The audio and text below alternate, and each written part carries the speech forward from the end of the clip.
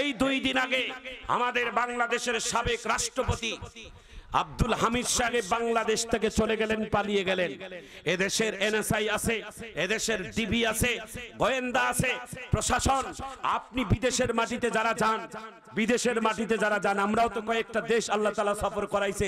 এয়ারপোর্টে ইমিগ্রেশনে এত হার্ডলি আপনাকে চেক করা হবে, পা থেকে মাথা পর্যন্ত আপনার সমস্ত বায়োডাটা দেখবে, তারপরে আপনাকে বিদেশে পার করাবে। তা এদেশের যিনি সাবেক রাষ্ট্রপতি আব্দুল হামিদ সাহেব বাংলার জমিন থেকে এতগুলো খুনের মামলার আসামি, এতগুলো অপরাধীর মাধ্যমে কিভাবে আমাদের দেশ ছেড়ে চলে গেল, এদেশের প্রশাসনের কাছে আমাদের দাবি জনগণের। কারা কারা একমত হাত তুলে আল্লাহু আকবার বলে দেখান। আল্লাহু আকবার বলেন। নারায়ে তাকবীর। আল কোরআনের আলো, আল হাদিসের আলো, দুনিয়ার মুসলিম। আজকে ছাত্র জনতা, সর্বস্তরের তৌহিদি জনতা যখন মাঠে নেমেছে, বাংলাদেশের প্রধান উপদেষ্টা আমাদের ডক্টর ইউনূস তার বাড়িতে সামনে যখন মিছিল করতেছে, তার উপদেষ্টারা এসে সাংবাদিকদের সামনে বলছে, আমরা তদন্ত করে দেখব কারা কারা অপরাধের সাথে জড়িত ছিল, কারা কারা সহযোগিতা করেছে, তাদেরকে আমরা আইনের আওতায় আনবো। আপনারা আমাদেরকে পাগল পেয়েছেন না? আমরা টুপিওয়ালা বলে মনে করছেন আমরা কিছুই বুঝি না। এদেশ থেকে এত বড় একজন মানুষ চলে যাবে, আর আপনারা এখন তদন্ত গঠন করবেন। তদন্ত করলে তো আপনারাই প্রধান আসামি হবেন। কথা বলেন ঠিক কিনা? দেশ নিয়ে খেলা করবেন না। এতদিন যা করেছেন সাবধান করে দিচ্ছি, আগামী দিন যারা নেতৃত্ব দিবে তারা 1 নম্বরের মানুষ আমরা দেখতে চাই বাংলাদেশে। কারা কারা একমত হাত তুলে দেখা। আল্লাহু আকবার কর। জালিমালদেরকে আমরা দেখতে চাই না। আল্লাহ যেন কবুল করেন, আমিন বলেন। বাংলাদেশের সকল দায়িত্বশীল প্রশাসন ভাইদেরকে বলবো, ইনসাফ করে আপনারা কাজ করবেন। আপনাদের সম্মান আল্লাহ তাআলা দিয়েছে, দেশের জান মালের নিরাপত্তা আপনারা দেখবেন, বিবেচনা করবেন। আজকে এই কোরআনের মাহফিল থেকে আমরা আহ্বান করি, একটু চিৎকার দিয়ে জোরে কোন আল্লাহু আকবার। কথায় কথায় অনেকগুলো ডালপালা আসে, তাই না? ওই যে বললাম, একটা গাছ কাটার মধ্যে কুড়ালো লাগে, কিছু সময় দাও লাগে, আবার কিছু সময় করটও লাগে। বড় ঠুম ওটা তো আর দাও দিয়ে কাটা যাবে না, ওটা করট ব্যবহার করা লাগবে। আবার মেজো ঠুম দা কুড়াল লাগবে, ছোট ছোট ঠালপালা দাও লাগে। একটু চিৎকার দিয়ে জোরে কোন আল্লাহু আকবার। ওয়াজ করতে গেলেন গরম নরম দুইটাই লাগে, তাতে কি বেজার হচ্ছে? কষ্ট হলে বেজার হচ্ছে? আমার দিকে তাকান, এখন কাঁদবেন, 2-3 মিনিট সময় আছে আমার। কাঁদবেন, চোখের পানি ফেলবেন, একটু মারহাবা কর, আস্তে কর। বাদাম কি সামনে রাখছেন? দাদা পারলে বাদাম তুই টেবিলে থুয়ে যা, আমরা 2 হুজুর খামো, তুই খাইস না। এত বয়স্ক মানুষ বাদাম খাওয়ার অভ্যাস আছে।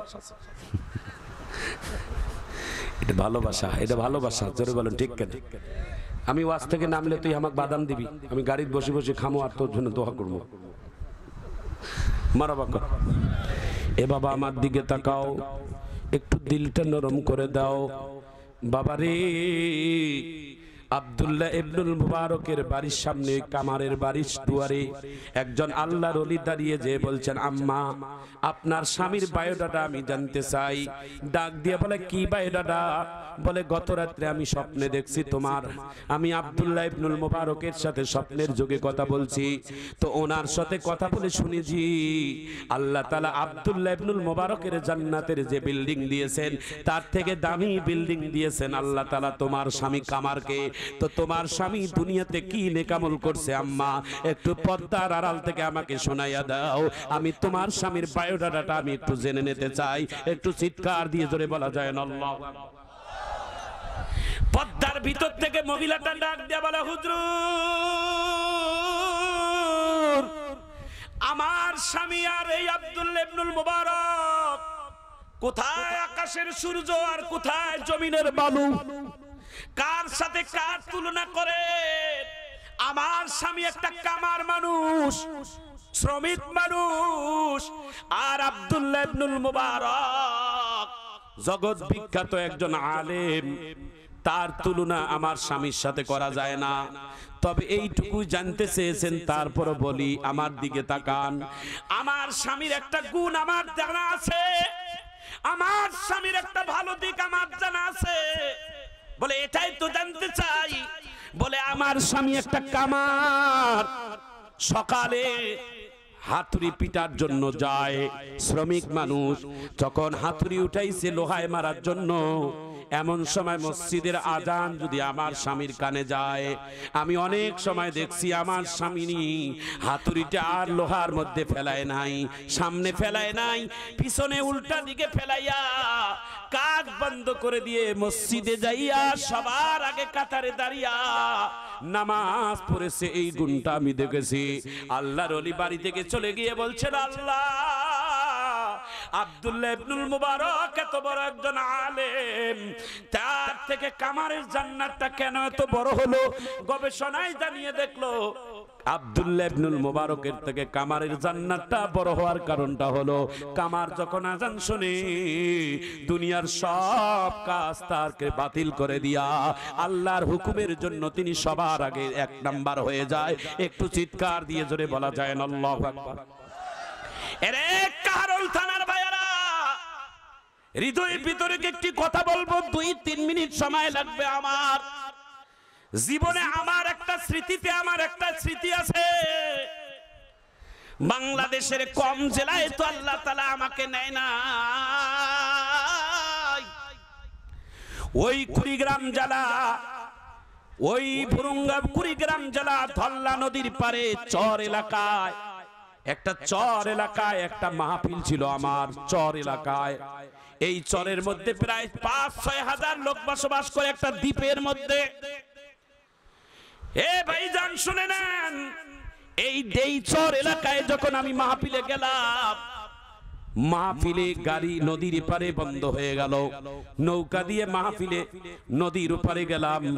নদীর ওপারে যাইয়া দেখি, শুনি যে ওখান থেকে প্রায় 6 কিলোমিটার দূরে যায় মাহফিলে স্টেজে উঠা লাগবে। চিন্তায় পড়ে গেলাম, এত দূর বালুর মধ্যে তো এত মোটা মানুষ হেঁটে যাওয়া আমার জন্য কষ্ট হবে। আমার দিকে তাকান। আমি চিন্তা করি, আল্লাহর কাছে দোয়া করি, আল্লাহ, এত লম্বা রাস্তা এত কেমন করে যাব? সন্ধ্যার আগে আগে হঠাৎ করে নদীর উপরে যাইয়া দেখি একটা ছোট্ট বাজার, 2-4টা দোকান। ওই বাজারের মধ্যে একটা সুন্দর রিক্সা দাঁড়িয়ে আছে। রিক্সা দেখে মনটা ভরে গেল। রিক্সার পাশে যায় দাঁড়াইলাম, কিন্তু কষ্ট হলো, রিক্সা আছে, রিক্সাওয়ালা নাই। হঠাৎ করে রিক্সাওয়ালা নাই, হঠাৎ করে আমার কানের মধ্যে থেকে আল্লাহর একটা জিকিরের আওয়াজ ভাসে আসতেছে। লা ইলাহা, বলেন না কেন?